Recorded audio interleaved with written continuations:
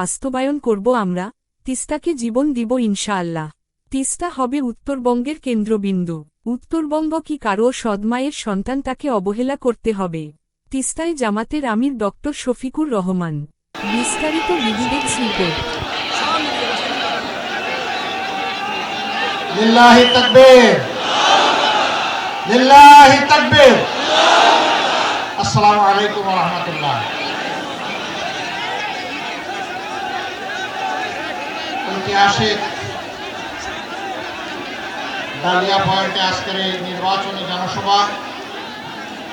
জনসভার সম্মানিত সভাপতি, সভামঞ্চে বসা 12টি দলের যারা আমরা নির্বাচনী অক্ষ গঠন করেছি, ঐক্যবদ্ধ বাংলাদেশ, 12টি দলের সম্মানিত কেন্দ্রীয় এবং স্থানীয় নেতৃবৃন্দ, শহীদ পরিবারের গর্বিত সদস্যবৃন্দ, জুলাই যোদ্ধাবৃন্দ এবং প্রিয় লালমনিরহাট নীলফামারীবাসী, সাংবাদিক বন্ধুগণ, আপনারা সবাই ভালো আছেন? ভালো আছেন? বলবেন যে 9টা থেকে এসেছি, রোদে পুড়ে পুড়ে আর ভালো থাকা যায়? হ্যাঁ, ভালো আছেন? আলহামদুলিল্লাহ, আলহামদুলিল্লাহ। আমি সংক্ষেপে কিছু কথা আপনাদের কাছে আমানত হিসাবে রাখতে চাই। আপনারা সেই আমানত ধারণ করার জন্য প্রস্তুত আছেন? আলহামদুলিল্লাহ। আমি গভীর শ্রদ্ধার সাথে স্মরণ করছি যাদের কারণে, যাদের লড়াই, যাদের জীবনদান আজকে আমাদেরকে এখানে এসে হাজির হওয়ার তৌফিক দিয়েছেন, সেই সমস্ত জুলাই শহীদ এবং যোদ্ধাদের। এখানে আমরা 4টি ধর্মের মানুষ উপস্থিত আছে বলে আমি বিশ্বাস করি। বাংলাদেশটা সাম্প্রদায়িক সম্প্রীতির একটা চারণভূমি, লীলাভূমি। যুগ যুগ ধরে এখানে আমরা বসবাস করে আসছি অত্যন্ত শান্তিতে, সৌহার্দ্যপূর্ণ পরিবেশ। কিন্তু একদল মতলববাজ মতলব হাসিল করার জন্য মাঝে মধ্যে কিছু দুষ্টামি করে। এদের প্রতি আমাদের একদম স্পষ্ট বার্তা, এই বাংলাদেশকে আগামীতে আর আমরা বিভক্ত করতে দিব না ইনশাআল্লাহ। এরা জাতিকে বিভক্ত করে, জাতির মধ্যে হিংসা প্রতিহিংসা জেদ সৃষ্টি করে, জাতিকে পরস্পরের বিরুদ্ধে লাগিয়ে এরা জাতির সম্পদ চুরি করেছে, ডাকাতি করেছে, লুণ্ঠন করেছে, মানুষের উপর ফ্যাসিবাদ দফায় দফায় চাপিয়ে দিয়েছে। এই মতলববাজ রাজনীতির এখন কবর রচনার সুযোগ এসেছে। 12 তারিখে এই নির্বাচন কোনো সাধারণ নির্বাচন না। স্বাধীনতার পর থেকে 54টি বছর যারা জাতির সাথে ধোঁকাবাজি করেছে, বিশ্বাসঘাতকতা করেছে, বেঈমানি করেছে, এদেরকে লাল কার্ড দেখানোর নির্বাচন। এই নির্বাচনে এদেরকে বলতে হবে না, বিজে না, অনেক হয়েছে, এখন রাজনীতির ময়দান থেকে সরে যাও। রাজনীতির নাম ব্যবসা নয়, রাজনীতির নাম চাঁদাবাজি নয়, রাজনীতির নাম দুর্নীতি নয়, রাজনীতির নাম মামলাবাজি নয়, রাজনীতির নাম মানুষকে কষ্ট দেওয়া নয়, রাজনীতির নাম আমার মায়ের গায়ে হাত দেওয়া নয়।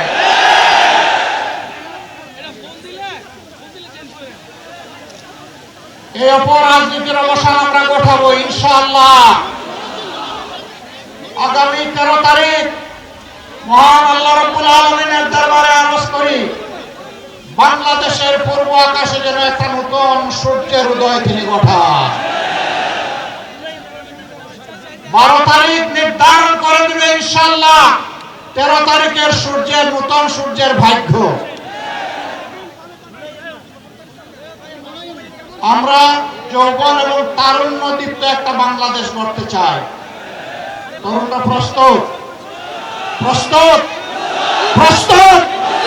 ইনশাআল্লাহ তোমাদের হাতে আমরা বাংলাদেশ তুলে দেব। সেই বাংলাদেশকে তোমরা তোমাদের মেধা, যোগ্যতা, ভালোবাসা, শ্রদ্ধা দিয়ে তোমরা গড়ে তুলবে ইনশাআল্লাহ। তোমাদের বুকে থাকবে সীমাহীন দেশপ্রেম কারো কোনো চক্রাঙ্গানিকে তোমরা পাত্তা দিবা না। তোমরা বলবো আমি বাংলাদেশ, এটি আমার বাংলাদেশ। আমরা সেই বাংলাদেশ গড়ে তোমাদের হাতে তুলে দিতে চাই। আমরা বেকার ভাতা তোমাদের হাতে দিয়ে তোমাদেরকে অপমান করতে চাই না। তোমাদেরকে শিক্ষা প্রশিক্ষণ দিয়ে তোমাদের হাতকে মজবুত করে এক একজনকে দেশ করার ইঞ্জিনিয়ার, কারিগর, আর্কিটেক্ট বানিয়ে তোমাদের হাতে বাংলাদেশ তুলে দেব। বলবো যাও এখন বাংলাদেশ গড়ো। বাংলাদেশ নামক উড়োজাহাজের ককপিটে পাইলটের ড্রাইভিং সিটে তোমাদেরকে বসিয়ে দেব। তোমরা সেই উড়োজাহাজ নিয়ে সামনের দিকে উঠতে থাকবা ইনশাআল্লাহ। আমরা সেদিন প্যাসেঞ্জার সিটে বসে বসে তোমাদের জন্য দোয়া করব। এই বাংলাদেশ যুবকরা চাও? আলহামদুলিল্লাহ। তিস্তা তো এই অঞ্চলের মানুষের নিয়ামত এবং অহংকার হওয়ার কথা ছিল। এখন তিস্তার নাম এক সাগর দুঃখ। আমরা কথা দিচ্ছি এই তিস্তাকে ইনশাআল্লাহ বিইজনিল্লাহ আমরা তিস্তাকে জীবন দিব ইনশাআল্লাহ। ওই তিস্তার কঙ্কালার মরুভূমি থাকবে না। এই তিস্তা হবে উত্তরবঙ্গের অর্থনীতির কেন্দ্রবিন্দু ইনশাআল্লাহ। এখান থেকে হাইড্রো পাওয়ার হবে। এখানকার পানি সারা উত্তরবঙ্গকে ইনশাআল্লাহ উর্বর করে তুলবে। আর নদী ভাঙ্গনের কবলে পড়ে বছরের পর বছর হাজার হাজার পরিবারকে নিঃস্ব হতে হবে না। আমরা কথা দিচ্ছি যে কোনো মূল্যের বিনিময়ে ইনশাআল্লাহ তিস্তা পরিকল্পনা বাস্তবায়ন হবে। কারণ লাল চোখ আমরা পরোয়া করব না। আমার দেশ আগে, এ দেশের জনগণের স্বার্থ আগে। আমরা কারো স্বার্থে আঘাত দেব না, কিন্তু আমাদের স্বার্থে কেউ এসে বাগড়া দিবে তাও আমরা মেনে নেব না। আপনারা সাথে থাকবেন? দুই হাত নিয়ে মজবুত ভাবে থাকবেন ইনশাআল্লাহ। প্রিয় ভাইরা, এখানে অনেকগুলা যৌক্তিক দাবি রয়ে গেছে।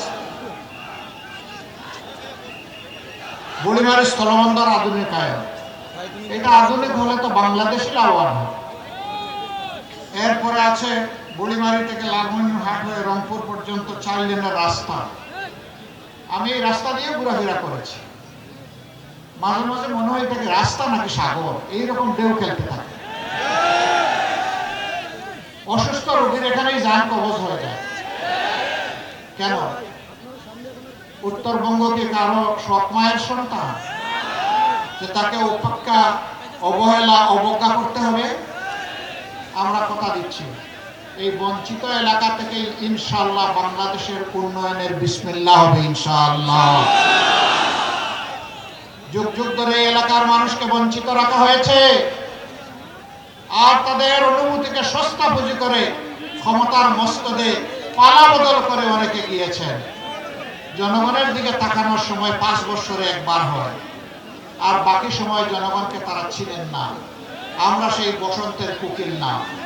আমরা বিপদেও আছি, আমরা সুখের সময়ও আছি। আমরা বিপদের সময় দেশ ছেড়ে চলে যাই না। আমরা মাটি কামড়ে পড়ে থাকি, মাটি কামড়ে পড়ে থাকবো ইনশাআল্লাহ। আমরা এই দেশবাসীর বুকেই আশ্রয় চাই, বিছানা চাই। উন্নত কোনো বিশ্ব আমাদের প্রয়োজন নাই। বাংলাদেশে আল্লাহ দান করেছেন, এটি আমাদের জন্য যথেষ্ট। এখন এখান থেকে চলে যায় কেন? যায় নিজেদের তৈরি করা ফেসিবাদের যন্ত্রণা যাতে বুক করতে না হয়। যায় মনে করে এই দেশ নিরাপদ নয়, যায় মনে করে যে এই দেশ উন্নত নয়। তো উন্নত হতে বাধা দিয়েছিল কে তোদেরকে?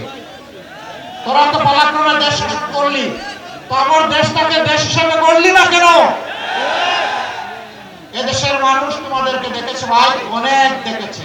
এবার একটু বিশ্রামে যাও, এবার একটু আমাদেরকে সুযোগ দাও। আমরা কথা দিচ্ছি, আমরা বসন্তের কুকিল নয়। আমরা ইহ জগতের বন্ধু, আর পরজগতে আল্লাহর কাছে বলি যে আল্লাহ সেখানেও বন্ধু বানাইয়া রাখি।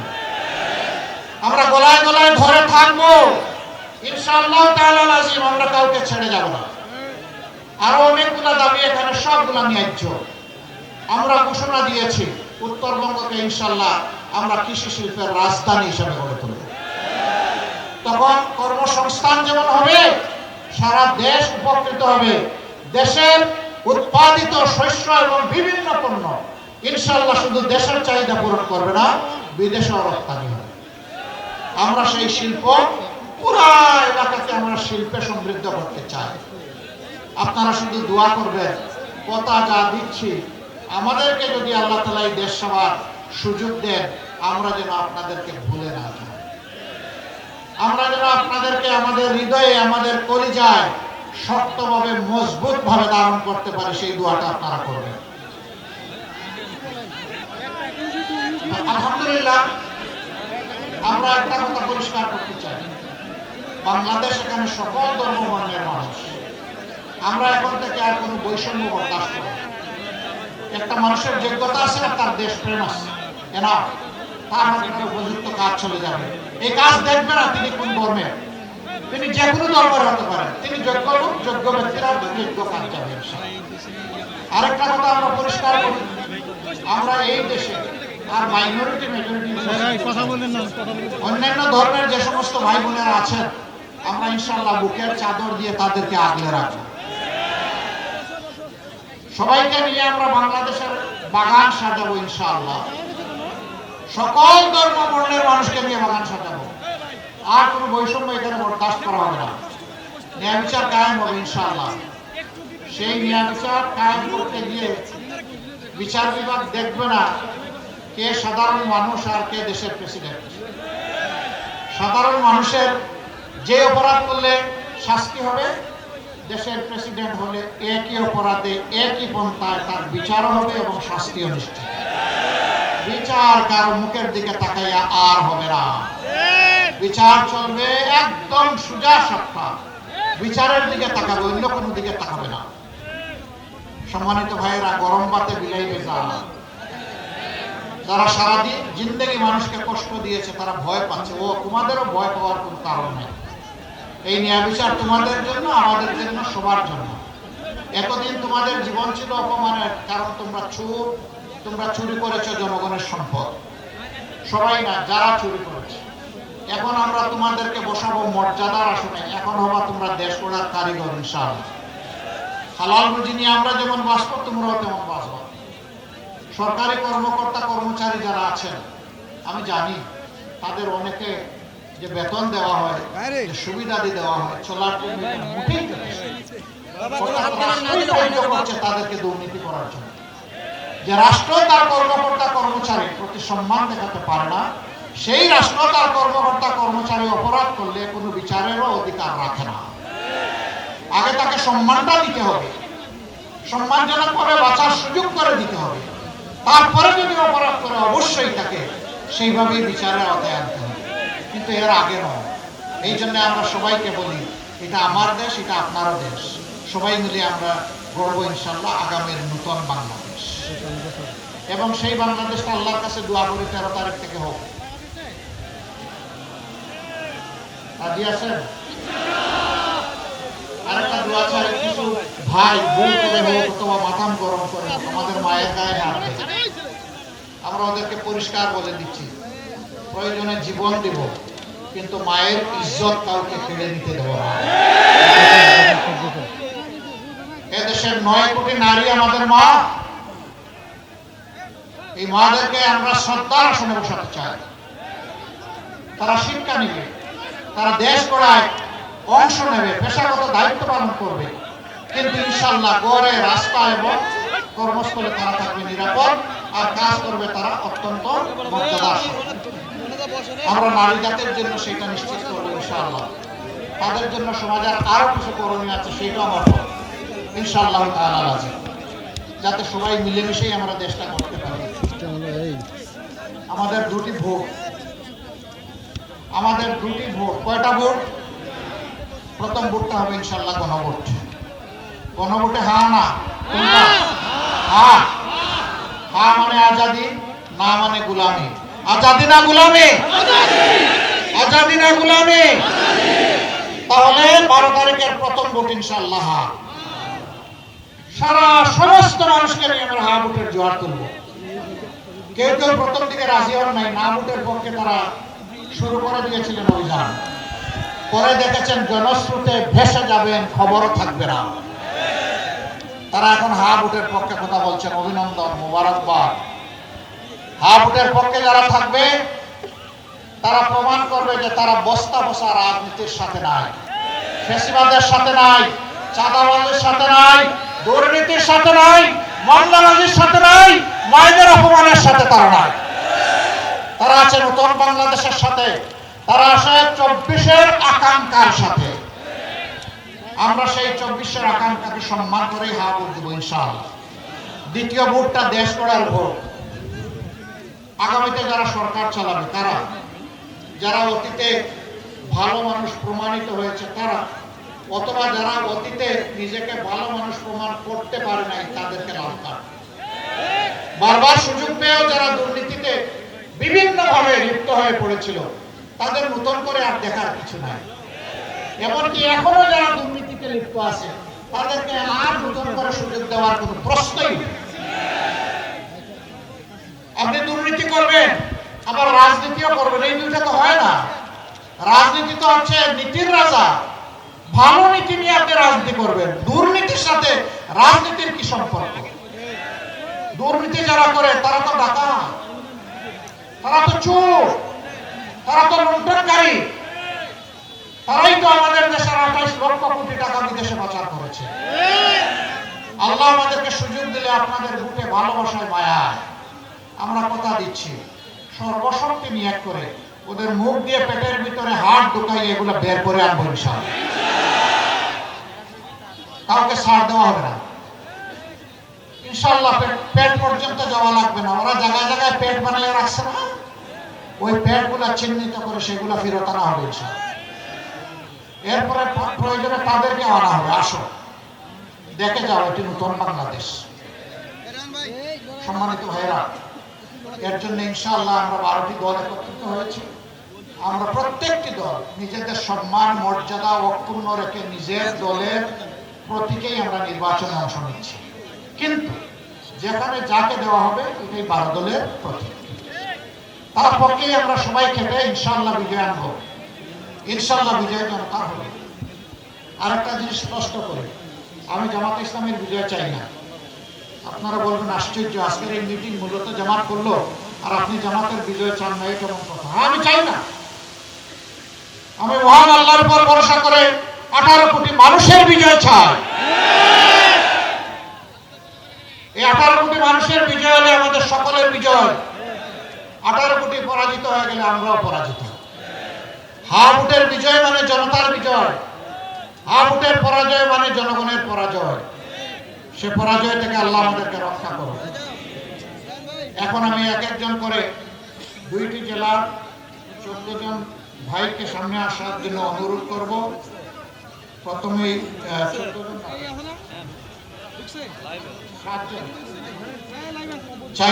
নাকি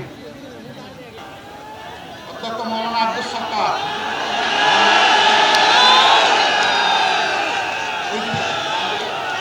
ভাই আমরা ডানপন্থী, আমরা বাম দিকে কিছু নিব না, দিব না ইনশাআল্লাহ। লালমনিরহাট 1, পাটগ্রাম, হাতিবান্ধা।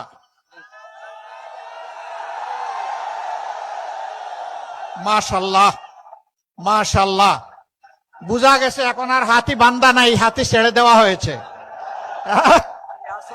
হাতিটারে আর কতদিন বেঁধে রাখবেন? ছেড়ে দেন ইনশাআল্লাহ। চিনেন রে, মায়া লাগে ইনশাআল্লাহ। প্রতীকটা কি রে ভাই? প্রতীকটা কি? আরো জোরে ইনশাআল্লাহ। 12 তারিখ জিতে যাবে ভাই বোনদের ভোটে, ভালোবাসায় জিতে যাবে ইনশাআল্লাহ। মাশাআল্লাহ।